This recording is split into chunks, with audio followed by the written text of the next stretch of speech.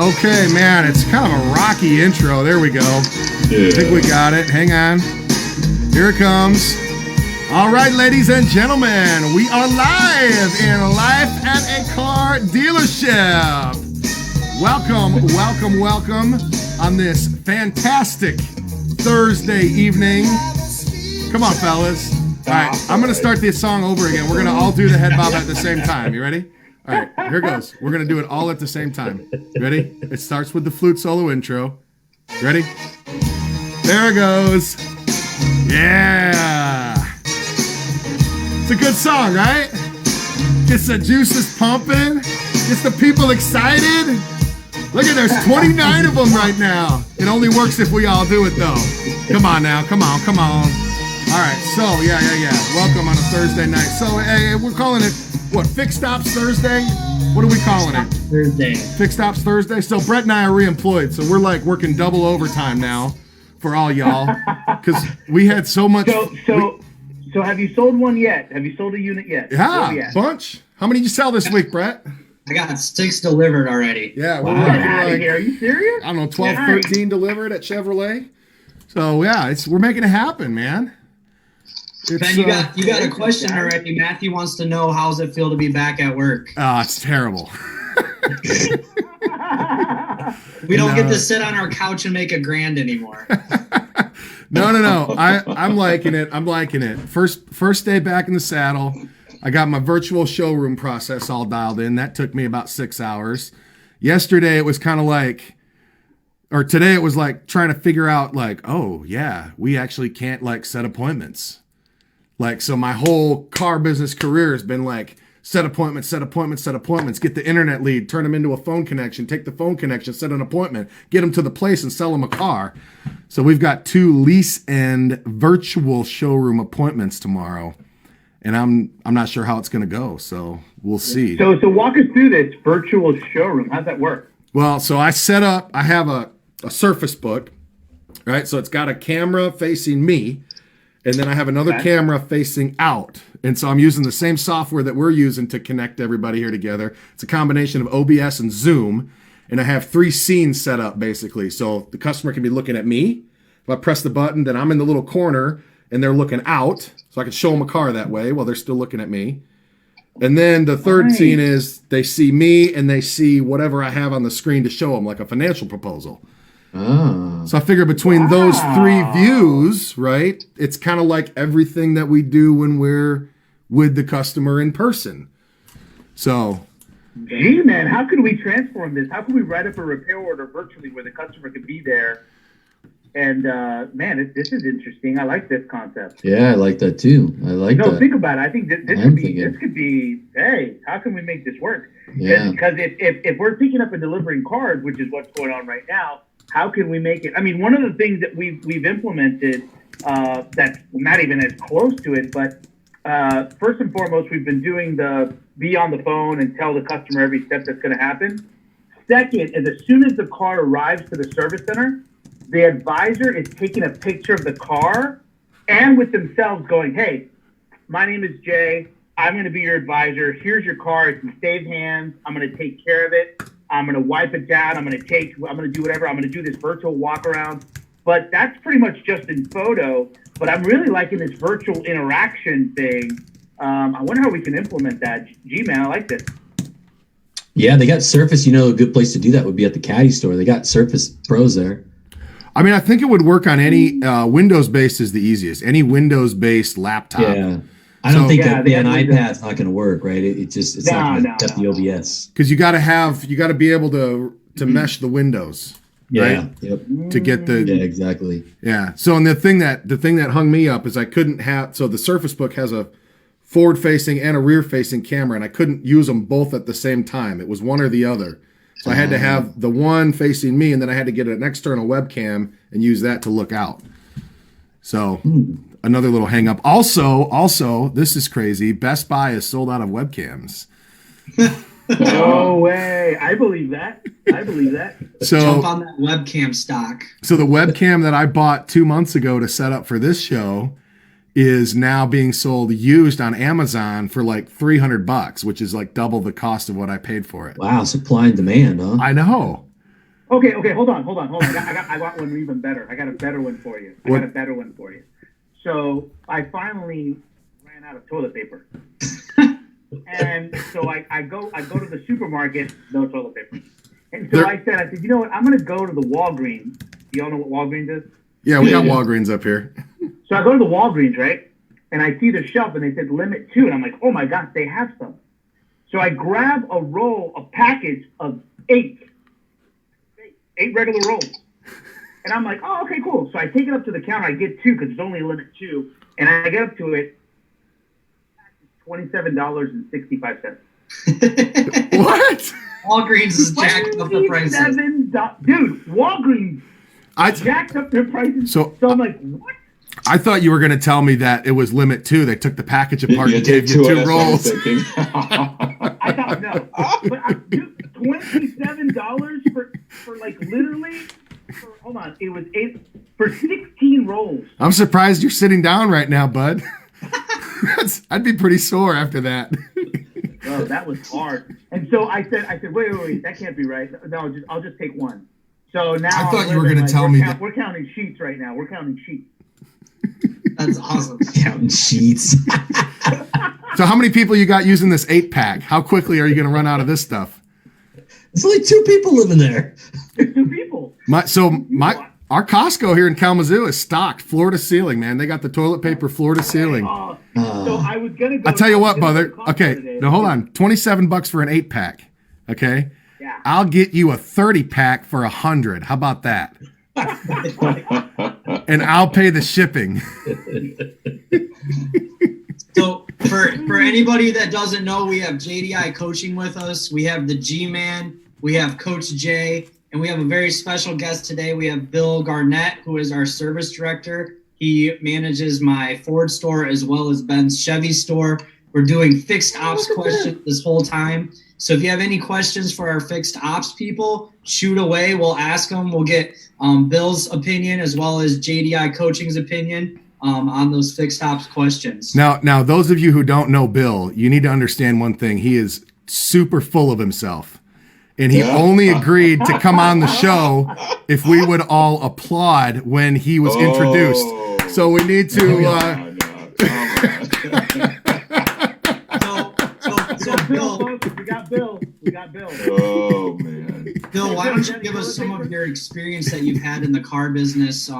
We've had JDI coaching on before, so people that are watching have seen them in other episodes. What's some of your experience in the car business? well, I started off as a technician at really Montgomery Wards, if anybody can believe that. It goes way back. Yeah. And Wow. before then, I went to Denver Automotive and Diesel College in Colorado, and that was good as well. After that, I went to work on Subarus for about 11 years and then became a shop foreman. And they moved me to a Nissan store, then to a Ford store. Then I moved back to Michigan and went to another Ford store, then to Denora Chevrolet, where I've been there now for 18 years. And just about a year and a half ago, we took on the Ford store. So altogether, got about 36 years in, counting everything. So, seen a lot, but there's always a lot to learn. So it's always a good, I guess it wouldn't be anything I would rather be doing than working a car business. So what year did you work on Subarus?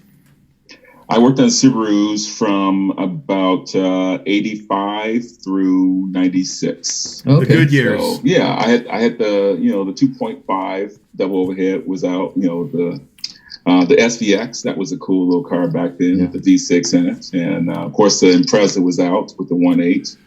I just remember back in the late 80s, they would do things like switch wire color halfway through the car.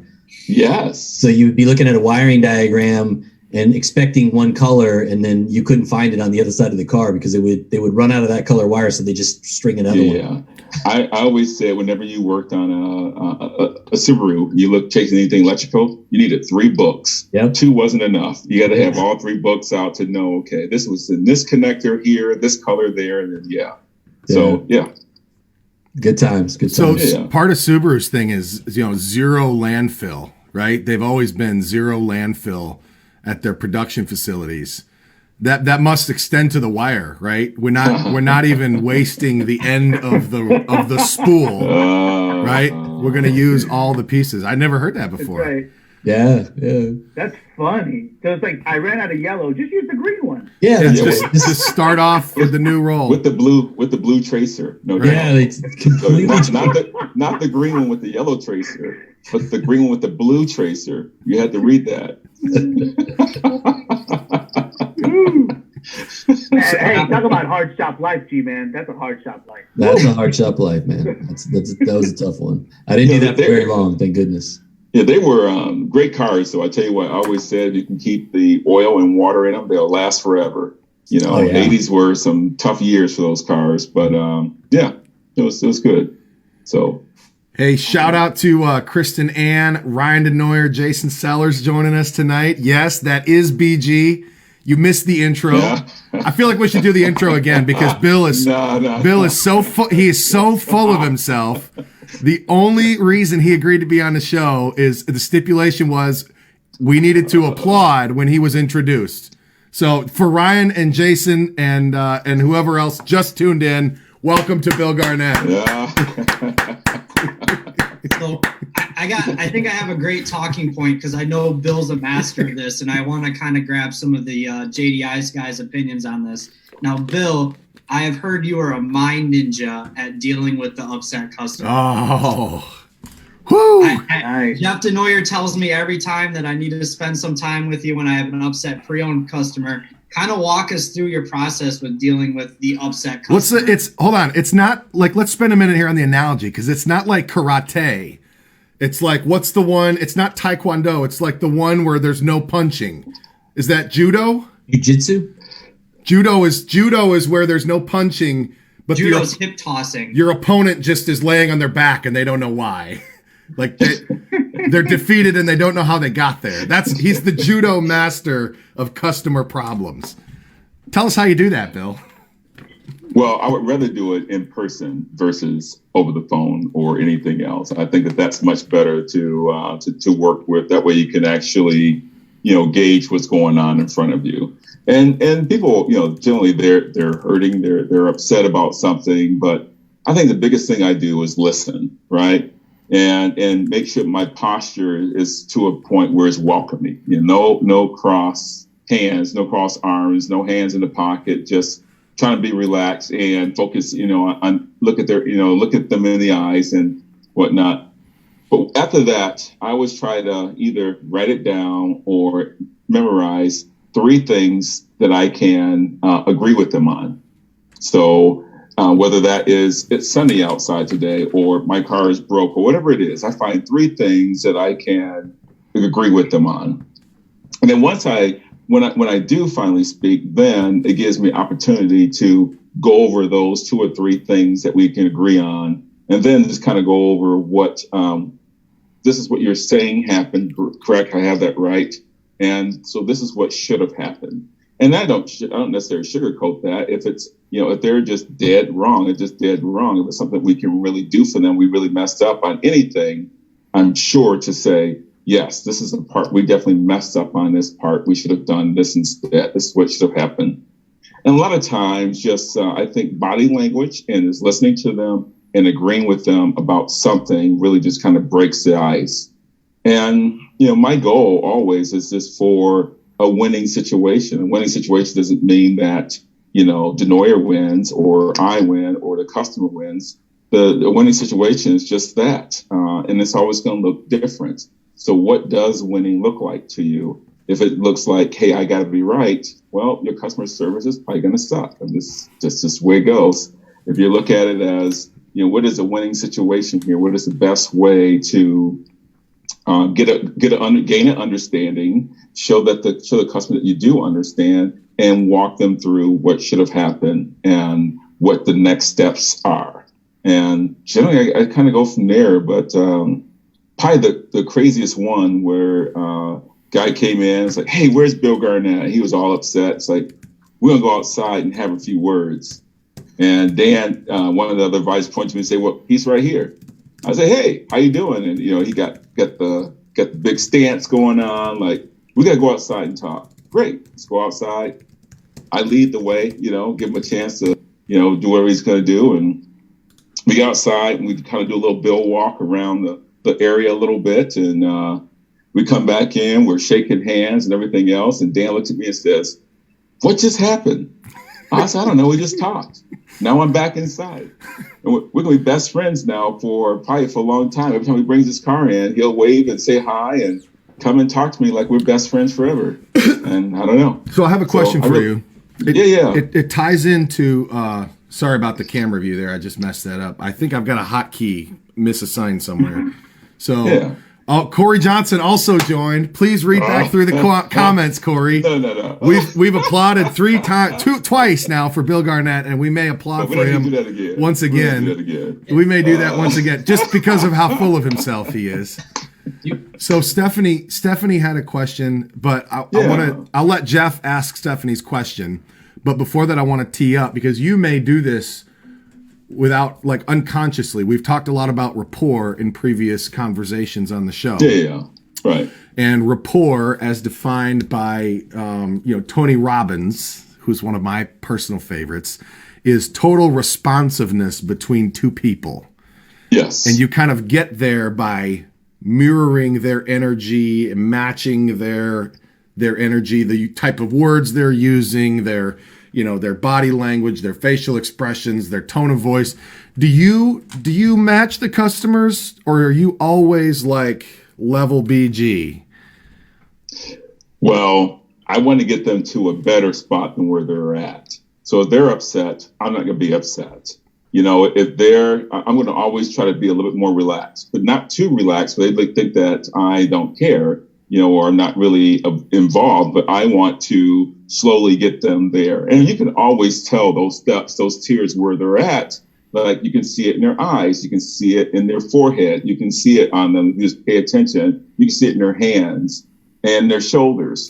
And so as they start to relax more, I relax more, and really just kind of make it to where, hey, at the end of the day, and I'll say this to them sometimes, hey, at the end of the day, no matter what happens with your car or anything like that, you and I need to be good. All right. And I'll say that to a customer. And sometimes they'll look at me like, oh, yeah, we need to be good. We can work this out. And yeah. And so, Ben, you say something like, what is it? You get the customer, you think the other person that think it's their idea. What is it?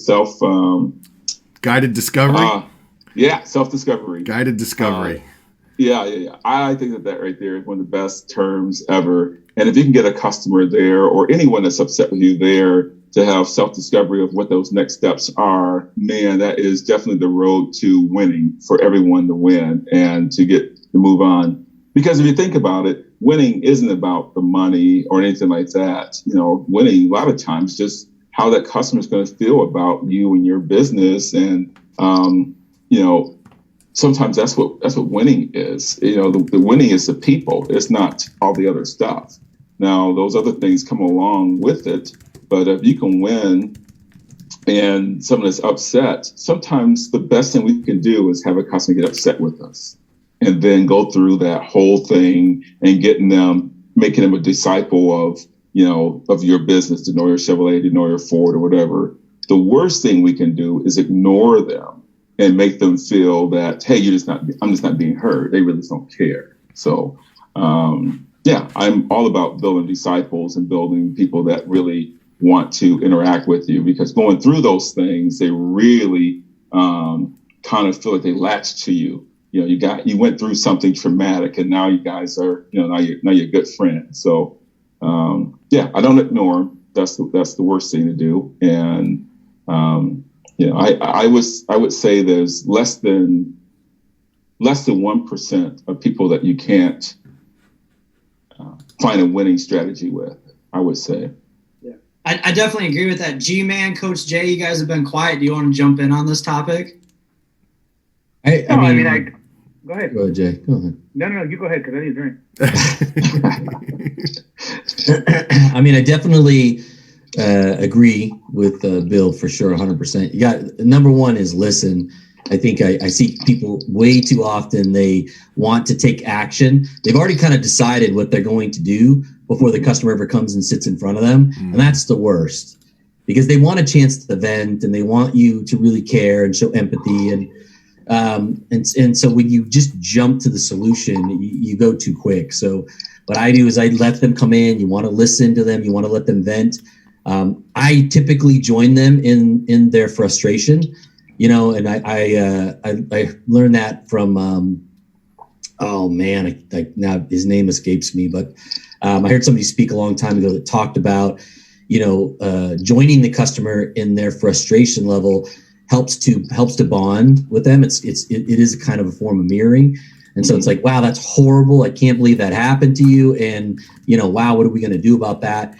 And it takes them off guard because generally their expectation is you're going to want to do some sort of negotiation with them. And so typically I just go right to the other side of the table and I'm with them and I'm on their side. The only other layer I think I would add to what Bill was talking about is I do a technique called boxing. And essentially what it is you want to get the customer into a box where we agree upon a certain playing field. We're going to agree upon some component of what they're talking about, something that we both will agree to, and then pose them with a solution. Whereas if they go against that solution, it were to deny their own values, right? Their own, the thing that they just agreed to in order to go against what I'm telling them would have them deny that, right? And psychologically, people can't do that. Once they've agreed to something, and said, okay, that's a level playing field. We can both agree that that's right.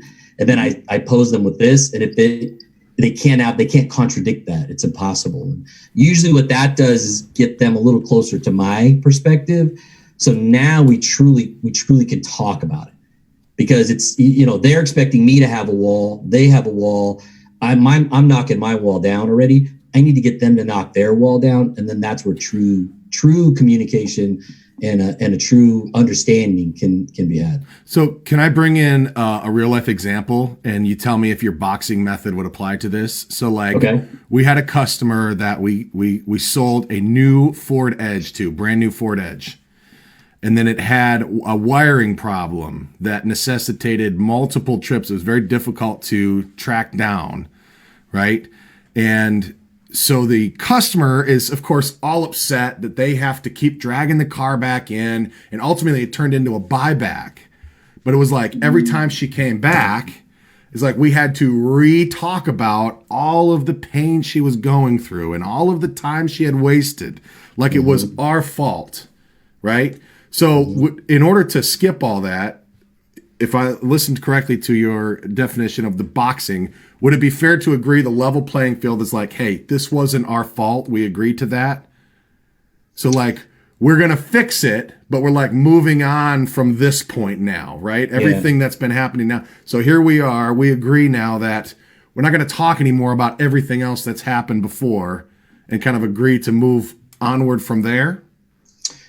Yeah, I mean so first of all, the fault side of it, you can never, they'll never accept that it's not your fault. Because we are the manufacturer. We are their representative.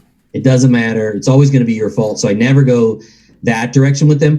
But, simply, I need a couple more pieces. But I think in this circumstance, one thing that everybody would agree on, that the world's an imperfect place. Can we agree? The world's just an imperfect place, and we do what we can to manage that imperfection.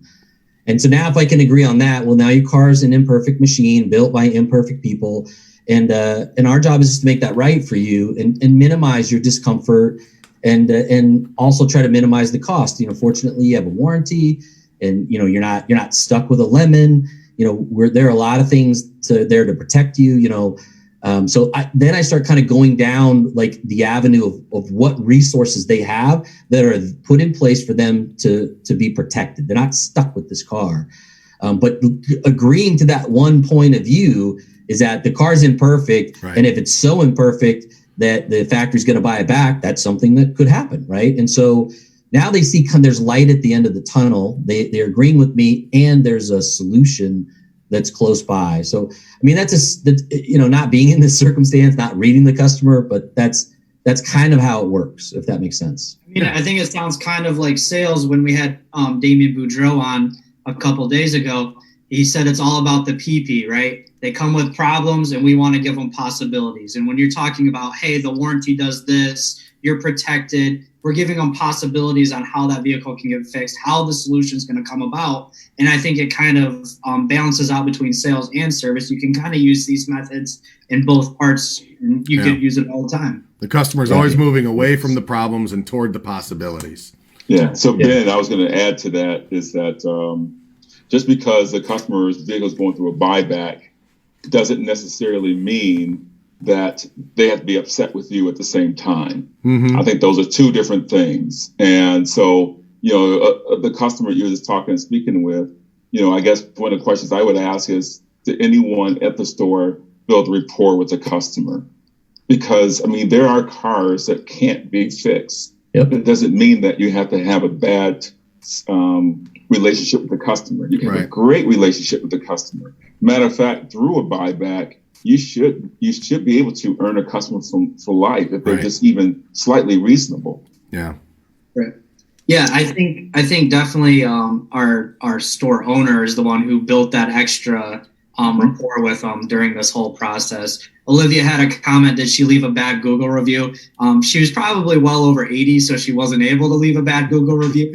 But she did, like, Google Maps is what closed the deal. Android Auto closed the deal. So, she was super, super nice about it. She did us afterwards, yeah. She just was like, the world was falling apart every single time she came in our store. Yeah, and so establishing those... You know who this person is, don't you, Bill? You remember her. It's coming back. She was just a lovely old lady. But, the first 20 minutes, every week she would come in for an update. And the first 20 minutes was listening to her complain about how difficult this was and how much time was being sucked up by it. And it's like, if we can box into the fact that, like, okay, we've covered that already. Let's talk about what to do going forward. Yeah, the car's not perfect. I say this to a lot of people, because they're like, well, what about this? What if it breaks? When we're trying to sell it. And I say, hey, look, there's car dealerships all up and down the road here, right? Not a one of them is without a service department. Why is that? Because they do break sometimes, right? So then the question is, when they break, if they break, who are you going to have standing behind you to enforce the warranty terms and who's going to get the work done for you. So, that's why we give them a tour of the service department. So they build some confidence in who it is they're going to be dealing with after the fact. That's part of that intangible that we provide as a dealership that they're not going to get if they don't buy from a dealership. Absolutely. You want to jump into the comments real quick, Ben? Sure. For the next topic. Congratulations to Olivia. She's going back to work. So I thought that Virginia was on shelter in place until June 10. You need to clarify this for Olivia, Olivia, clarify this for us, because I thought they were shelter in place forever, and now all of a sudden people are getting called back to work. So are you opened up to do remote work now? If so, I'd like to know how it's going. Go ahead. Sorry. Corey Johnson said, great word track from Bill Garnett, and I just want to touch on this because I use it. I know Ben uses it. Finishing it at the end of the day and then have some sort of solution, or you can agree upon, we want your car fixed. At the end of the day, I want you in a nice vehicle with warranty, such and such, when you're in sales. So that's a really great line. Billy Wagner, what's up?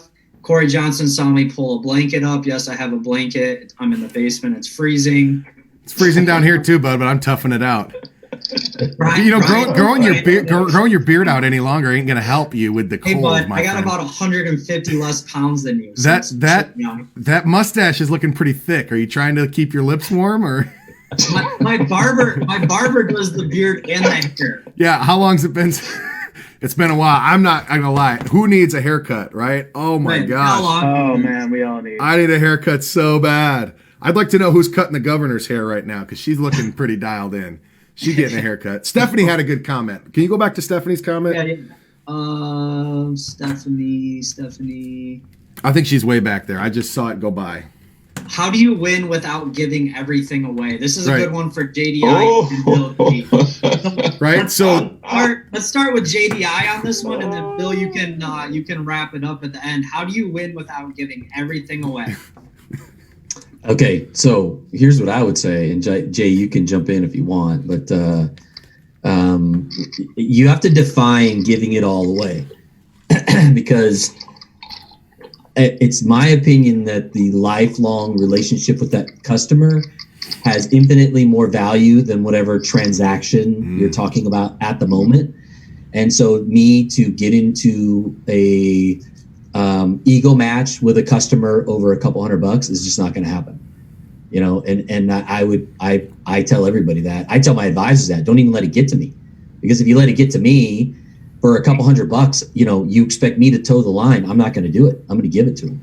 But at the end of the day, you if you spend $200, $300, $400, $500, you better keep that customer, because if you do that and then that customer blows out, then it's worthless to you.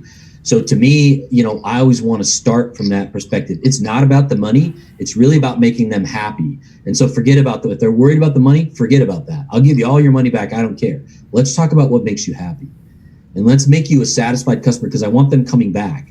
Because over the life of that customer, what they're going to spend in service and what they're going to spend when they buy another car from us is going to far outweigh what I'm going to give them in that initial transaction. I mean, but it would be better if we could like split it, right?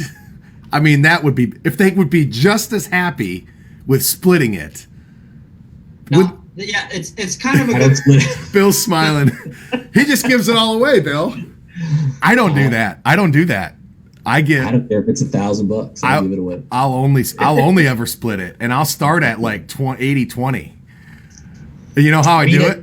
You know, if it gets to the point where it's a used car and it's a rollback, that's a little bit outside of my my pay grade. But when it comes to service, the transactions typically aren't that big. You know, and if it's big enough to be, wow, that's big, then we really did something wrong. Yeah. Like we really did something wrong. So, I mean, we had a guy, drop a washer down into a customer's engine block.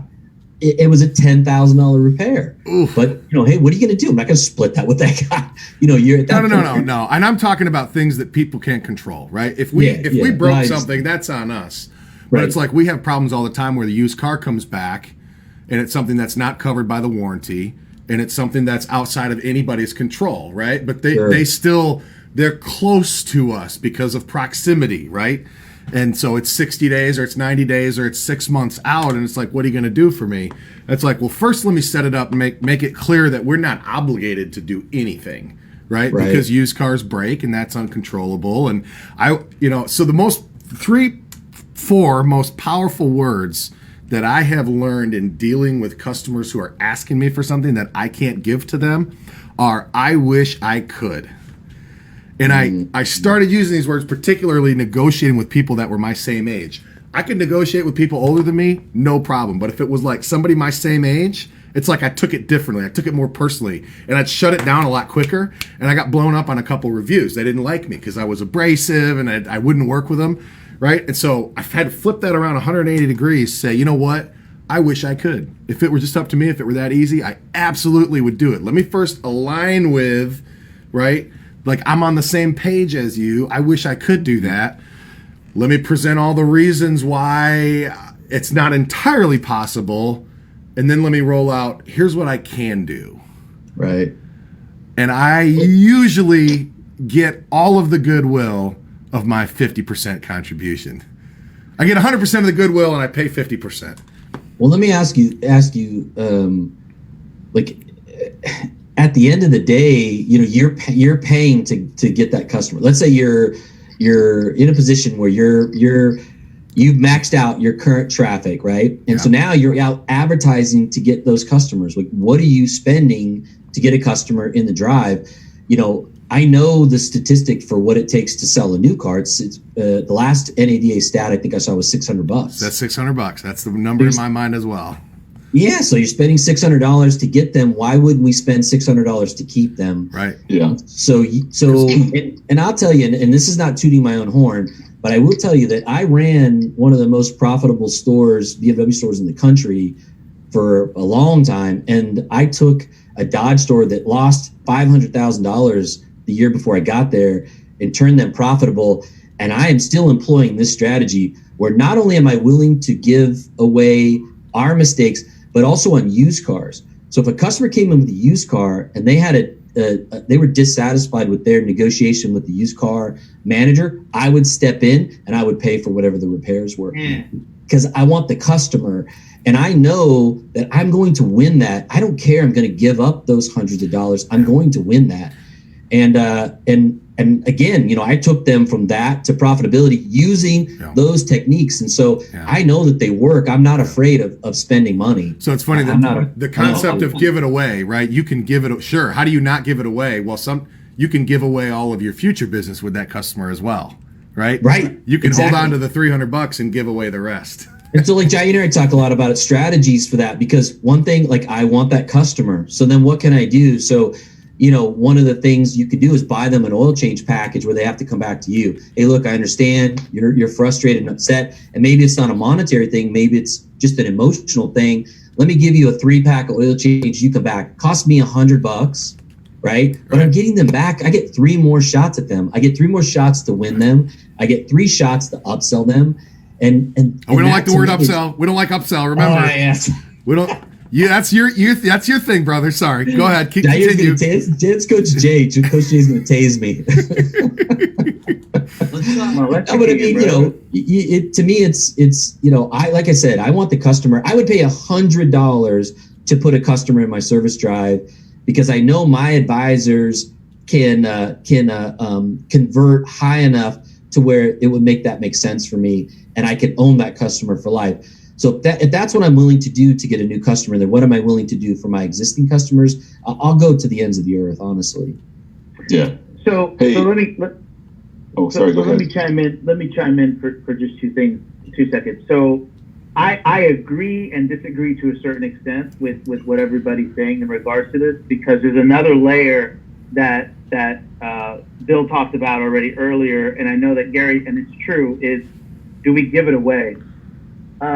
In my personal experience of managing and being an advisor and all those things, and really communicating with a person, my experience has been that sometimes, and I tell you, it's more than 50%, it's more than 60%, it's more than 70%. It's not about the car. Sometimes it's about the person. And so I'll give you a story real quick. There was a customer that had come in 5 times. I mean, raging mad. By the time he came in, the very last time, he had a BMW 750, and he came in through the doors hot I'm talking like he was going to rip the walls down. He wanted to talk to the owner, the general manager, and they were all having their manager meeting upstairs. And so they weren't available, and people started frantic. You know, the porter was out, everybody was frantic. And this guy comes in, and he is just hot. And so I took on the initiative to find out that it was my buddy's client, and it was his day off. It was a Monday, right? And it was his day off. So I'm like, oh man. So I go and talk to the guy, and I pull him into the office. I said, I really want to understand. He goes, look, the check engine light has been on this car, and it's come on for the 5th time. And I want all my money back. I'm calling my attorney. I just got off the phone with the attorney, and I'm telling you right now, if I'm never coming back here again, you're going to take this car back. Because everything was about the car. And so all of a sudden, I talked to the guy, and I said, look, and I don't know, I don't know, Bill, you probably have the same, your understanding, and I don't know, we do. You can see the body language going, wait, there's something more to this. And so I go, look, I'm going to fix the car. That's not a problem. I understand it, but there's something deeper in this thing going. And I said, look, and at the same time, I had my shop foreman come out. He gets the indicator. He brings the portable thing to indicate what is the code, what is it, whatever, right? I'm talking to this guy, and a shop foreman comes from behind him. He can't see that he's behind him. He's looking at me. He's like, there's no check engine light. But this guy's hot. And so I'm like, look, sir, I understand what you're talking about, but let's talk about what's really going on. You're obviously really hot, and I'm going to fix this car regardless. But I don't want you to feel this way. I don't want you to go through this experience. I don't want you to feel this heated. And if we put you in this situation, then shame on us. And we're going to fix it right from the get-go. Is there anything that's causing or heightening this problem? He said, look, man, I'm going to shoot straight with you. This is my wife's car. And she called me this morning, and she told me I had to come pick up this damn car. And I'm going to tell you right now, and it's none of your business, but I'm going to tell you right now, I'm not sleeping at home right now. We're going through a separation. And this woman right now is making my life a living hell and made me pick up this car and bring it in here with a stupid light. And I'm tired of having to deal. I don't want to deal with this anymore. And so with me, I was like, ding, That was the opening. Yeah. I said, that was the problem. So I said, you know what? And the guy's name was Todd. I said, Todd, this is what I'm going to do. This is what I want you to do right now. I want you to call your possibly future ex-wife. And I want you to let her know that you have employed somebody that is going to be assigned to her car, that she no longer has to call you. She comes straight to the guy that you hired to make sure he fixes it. And I want you to call her right now. And he goes, what? He goes, and I want you to tell her that if I can't fix this problem, that we're going to make sure I buy the car back. I said, absolutely. I said, but listen, I don't have a light on right now. I don't know if she's messing with you or not. She could be. But I don't want you to go through this trouble. So let's remove you out of the picture and let's take care of this issue. And let's make sure that you feel safe and that she has somebody she can scream to about her car 24/7 if she wants to, because I'm going to give you my direct number. And listen, brother, you can sleep on my couch if you need to. Come on. That guy right there, I kid you not. That guy right there. Hey, can you pan the camera to the left a little bit so we can see him over there? He's laying there, isn't he, on the couch? Hi, Todd. True story. That guy right there pulls out his Platinum American Express card and says, whatever she needs, just put it on this card. Just make sure she never calls me again. I said, done. He leaves. He didn't. No. He said somebody from his office was picking us up, which I think it was his mistress, was picking him up. And he said to me, he goes, can you just get her a car? Not a problem. I'm going to get a car delivered to her, a loaner car. Don't even worry about it. You don't have to hear about this ever again. Right? We get the car checked out. Nothing really wrong with it. It was a thing. But guess what? I removed him from his problem, absorbed his problem, which was her. And guess what? I added a new client. And from that point forward, Donna, that was her name, called me every single time, cussing his ass out. hating him. But that's what it was. It was more than the problem of the car. Yeah. It was the people. Yeah, I think we can all relate to that, right? That there's more. Exactly. It's not just about the car. Bill, I could tell you were going to jump in on that. Yeah, I was going to go back to Stephanie's question, Brett. I would say this. There's two things we have to be careful about. This is, for those of you just tuning in, we're talking about service customer issues, how to make it a win-win without giving everything away. So we don't want to give it all away maybe right now. Yes. And we also don't want to give away all the future business. And Bill's going to share us the judo move. Well, you can't take all day in making the decision. That's one of the worst things you can do. And you can't be cheap, right? Right. So, I use a lot of things in GM, like you guys were talking about, as far as free oil changes and things like that, $100 gift cards, just maintenance certificates through GM and whatnot. But, it is a quick decision, making sure that they're okay with it, make sure that this will handle different things for them. And if you listen close enough, you can tell if it is they need something to be more convenient, like somebody go pick their vehicle up for them, or that they need help with maintenance or repairs. You can hear it if you just listen. So pretty much anyone will tell you everything that's going on if you just listen to them.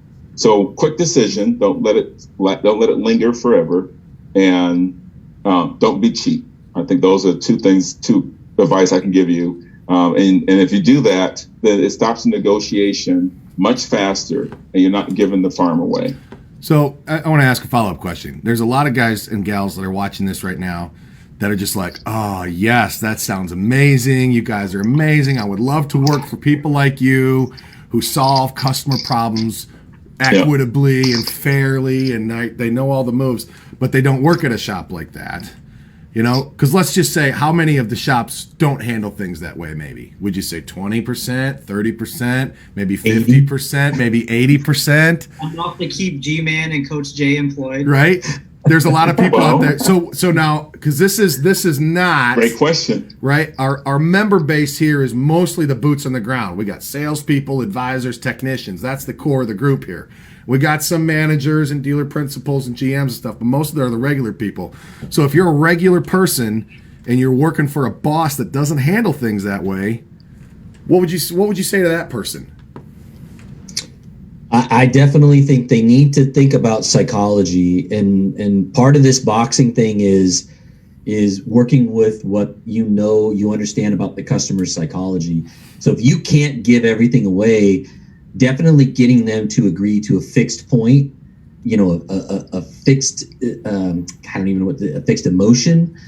Then at least from that point you have a way to negotiate. Because I can tell you right now, if you don't do that, if you don't work that way, if you don't first listen, then find some equilibrium, take your walls down, find a way to box them in, and agree with a point that you make. Now you have rapport.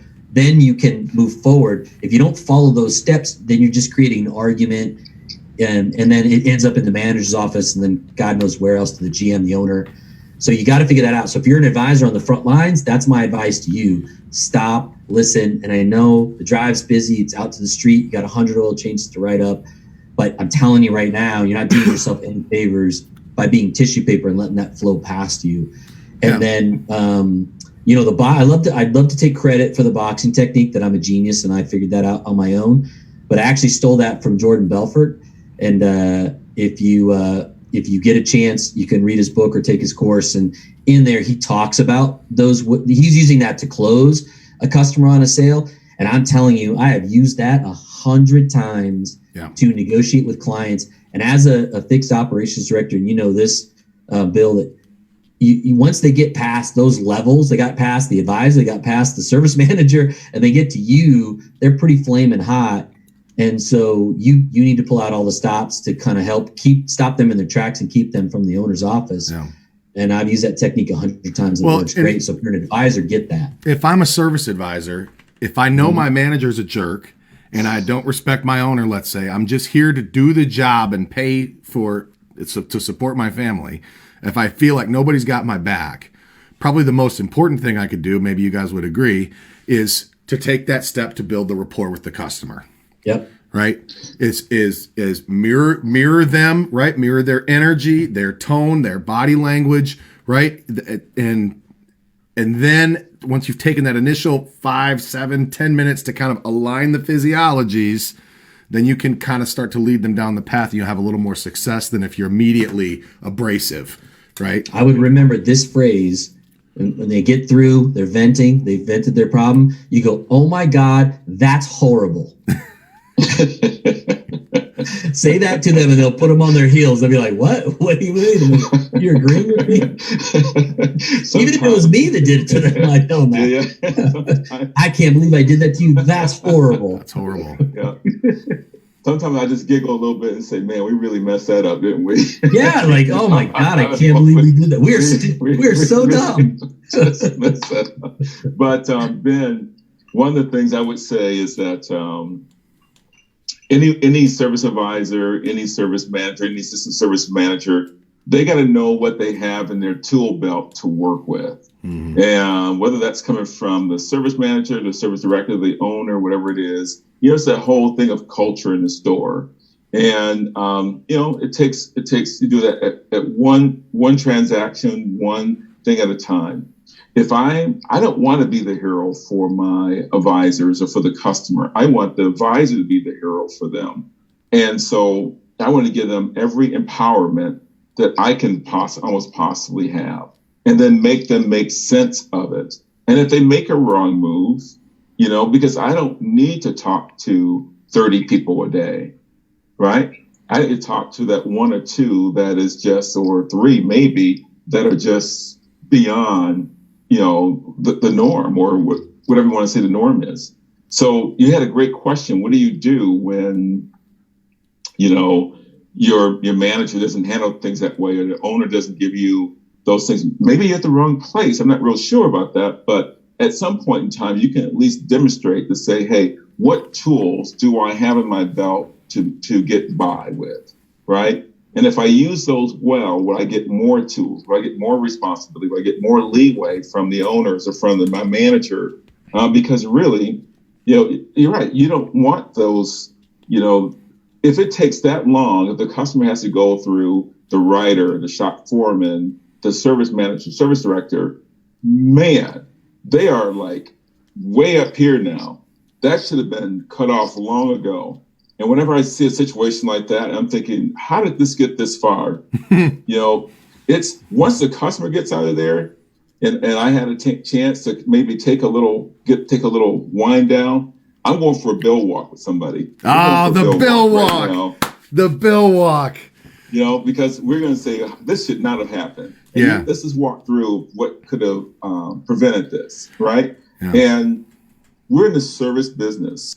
So we invest ourselves daily into people. Often, every transaction, everything we do, every encounter, we're investing ourselves. An advisor has to do that as well. And the technician has to do that. And the shop foreman, the service manager, everyone has to do it. Yeah. So if they're not willing to do that, then they're, what are they doing there?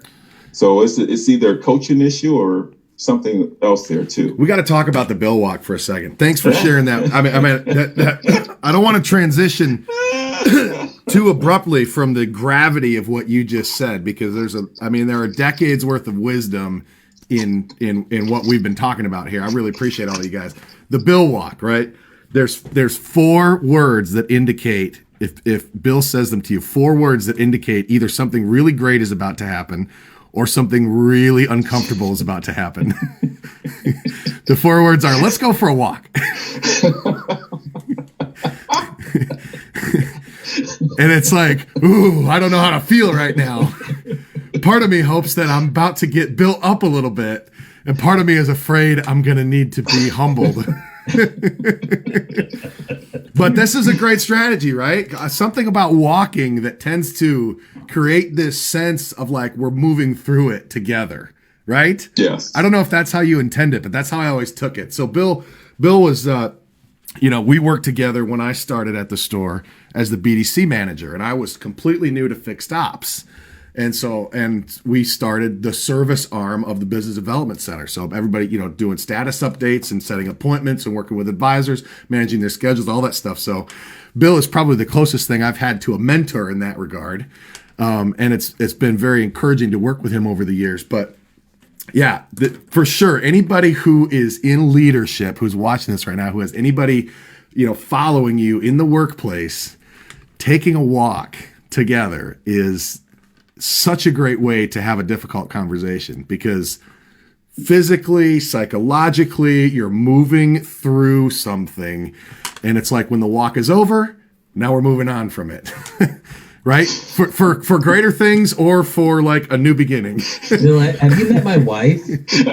My wife says it to me all the time, honey, let's go for a walk. I'm like, oh God, what the hell am I in for? So what? It's not usually good, Gary? It's typically not something Gary did right. I always wonder, as we get going, I'm thinking, man, okay, what pace are we going first, right? And then is this going to be a once around, a twice around, or is it going to take 3 times around the building to get this done? Yeah, we've got a 7-acre campus. It's 3 times around is the building. That's quite long. That's a long one. You were out there for a while. Yeah, you have a lot of proteges who have taken up the walk thing, though. I do it. Jeff does it. A bunch of people do the Bill walk. Well, it was really just because sitting down in front of across from someone, it's confrontational. Yeah. Someone once told me, and I felt really bad. They said, "Hey, only time you ever come around is when I'm in trouble." Oh. Well, anytime you ever come into your office, that means something's wrong. Oh man, I don't want the people to feel that way. So I had to do something different. So let's go for a walk, and hey, so it is definitely less confrontational. And I just think that, the last thing I ever want to be is, seem like I'm ruling over someone or whatever. I want it to be a partnership. I want us to be, we're in this together, right? Yeah, someone has to make the last call, but we're in this together. So I'm not,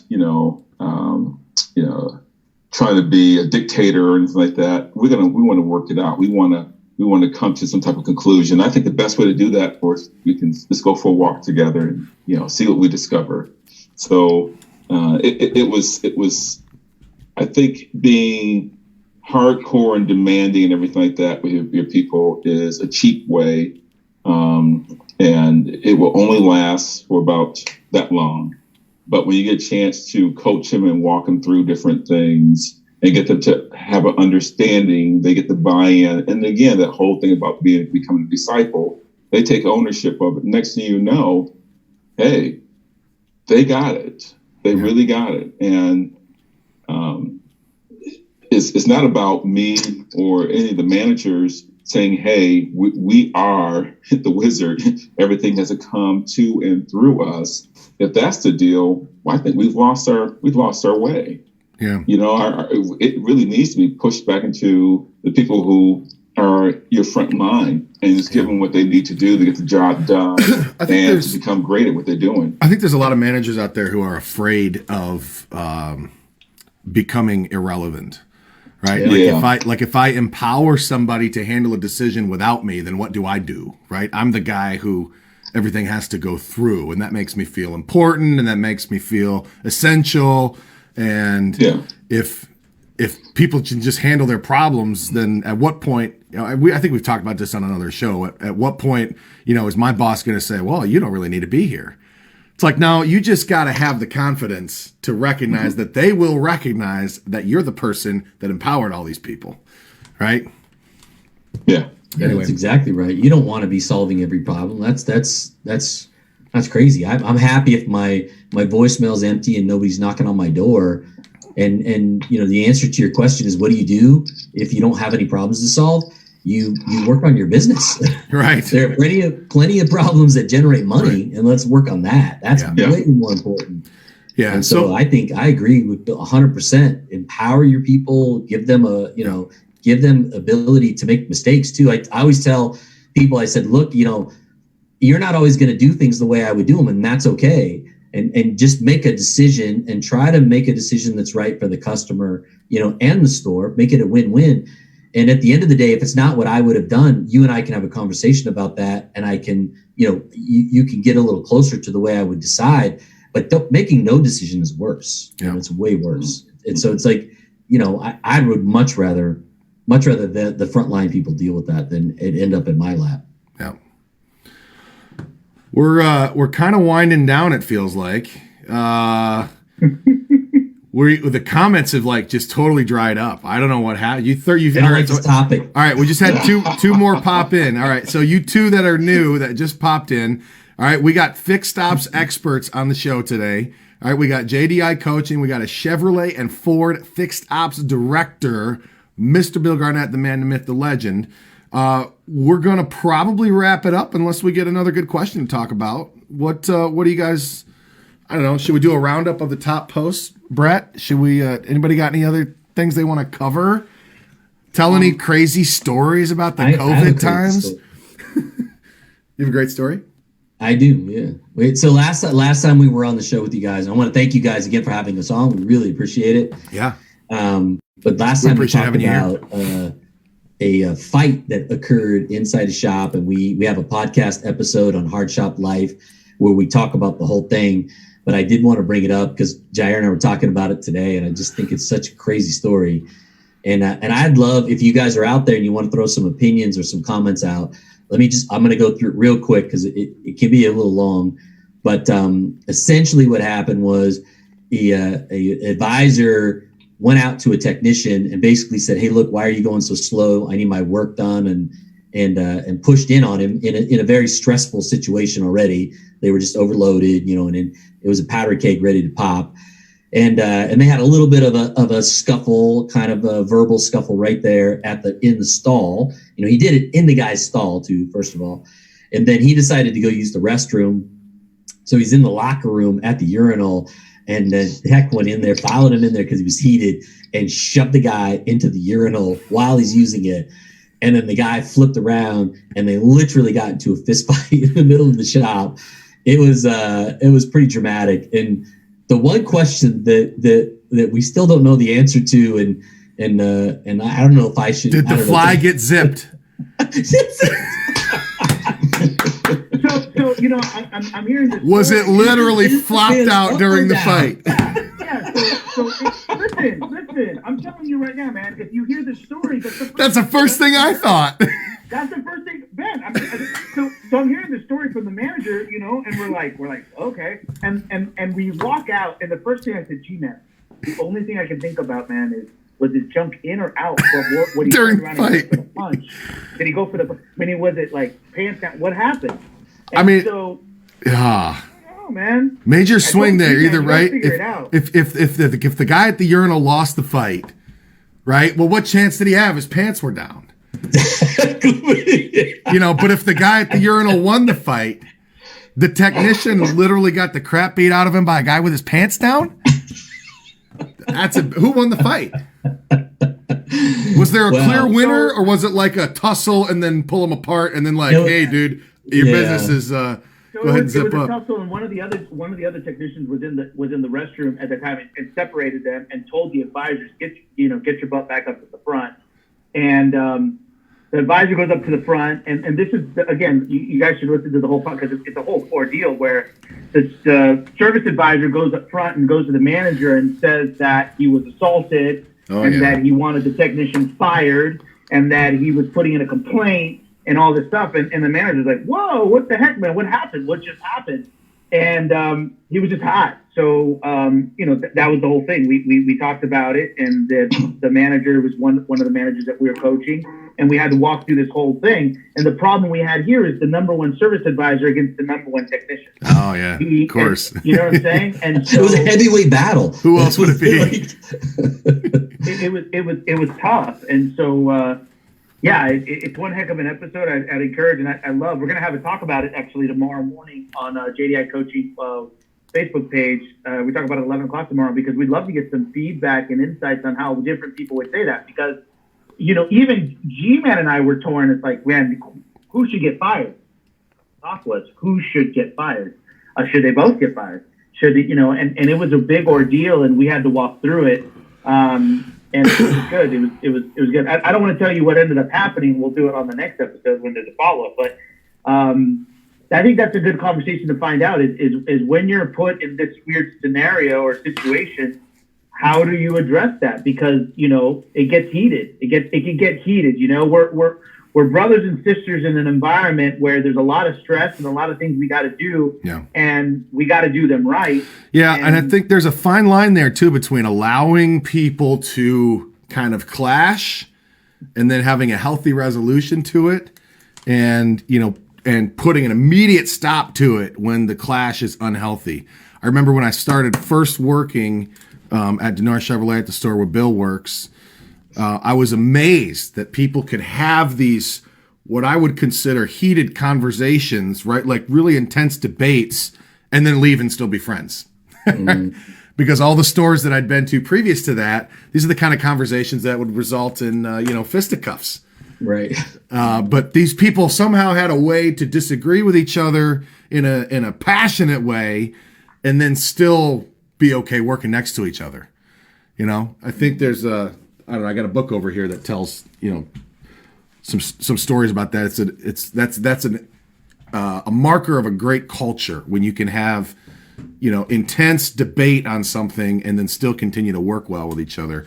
That's the 5 dysfunctions of a team, right? Isn't that what that book is?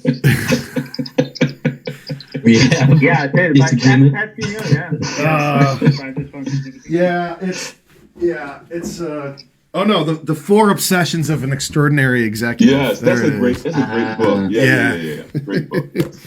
So I'll add that to the stack here. Patrick Lencioni. I'm not sure. Oh yeah, that's the same 5 dysfunctions of a team. Oh, is it? Oh, good. Look at that. Yeah. So there we go. Yeah. Cool. Yeah. No, it's a good story. Well, if I can ask for G-Man, if I can ask a question. Coming out of this, coronavirus, and shops are, running half staff, 3/4 staff, whatever. I was wondering if you had a good solution to, or a good work way to, set up a 4-day work week, and what is your thoughts on that?